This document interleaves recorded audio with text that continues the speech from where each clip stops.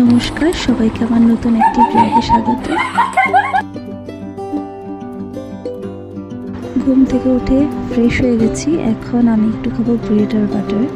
তার জন্য আমি আগে ব্রেডের প্যাকেটটা খুলে একটু ব্রেডটা বের করে নিচ্ছি, আর আমি এখন বাটারের মধ্যে ব্রেডটাকে একটু সেঁকে নিয়ে তারপর আমি খাবো।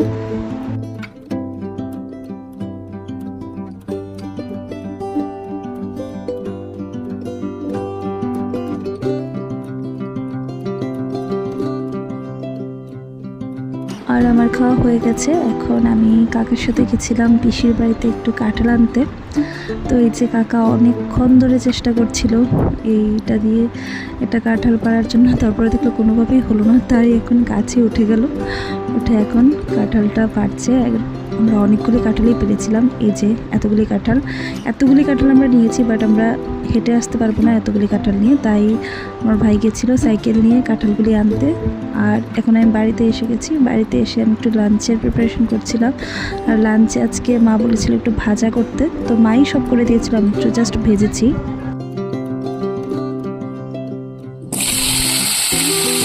আর আমি এখন বানাবো পনির বাটার মশলা। তো তার জন্য আগে পনিরটাকে ভালোভাবে ধুয়ে নিয়েছিলাম গরম জল দিয়ে। প্রথমে আলুটাকে একটু ভেজে নিয়েছিলাম, তারপর পনিরটাকে ভাজলাম। আর এদিকে পনির বাটার মশলার জন্য যা যা মশলাপাতি প্রয়োজন হয় তা ভালো করে মিক্সার করে নিয়েছিলাম। এখন মিক্সারটাকে আমি তেলে দিয়ে দিয়েছি। এখন ভালোভাবে বিট নাড়াচাড়া করে ভালোভাবে সাঁতলে নিয়ে এটাতে পনির আর আলুগুলি দিয়ে আরেকটু ভালোভাবে ভেজে নিচ্ছি। তারপর একটু জল অ্যাড করে দিলাম। তারপর সবটা হয়ে যাওয়ার পর সামান্য শেষে কাসুরি মেথি দিয়ে ঢেকে রেখেছিলাম। আর এই যে আমার পনির বাটার মশলা রেডি হয়ে গেছে।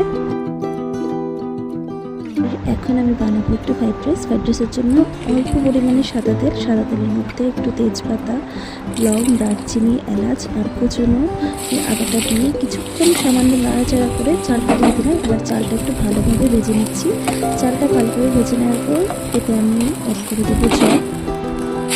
চালটা সামান্য ফুটে আসার পর আমি দিয়ে দেবো এই কাঁচা লঙ্কাটা দিয়ে কিছুক্ষণ ভাতটাকে সেদ্ধ করার পর ভাতটা যখন একটু হয়ে আসবে তখন আমি একটু নাড়াচাড়া করে এবার ভাতটাকে আমি ঢেকে দেবো।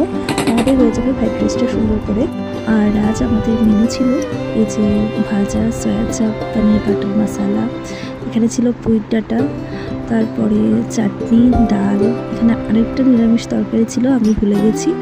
এখানে আমরা দুপুরবেলা খেতে বসে গেছিলাম, আমি, আমার বোন, বাবা আর মা এখানে এখনও বসেনি। মা খাবার দিচ্ছিলাম, বলছিলাম বসে যেতে। তারপর আমি খাওয়া দাওয়া শেষে মাত্র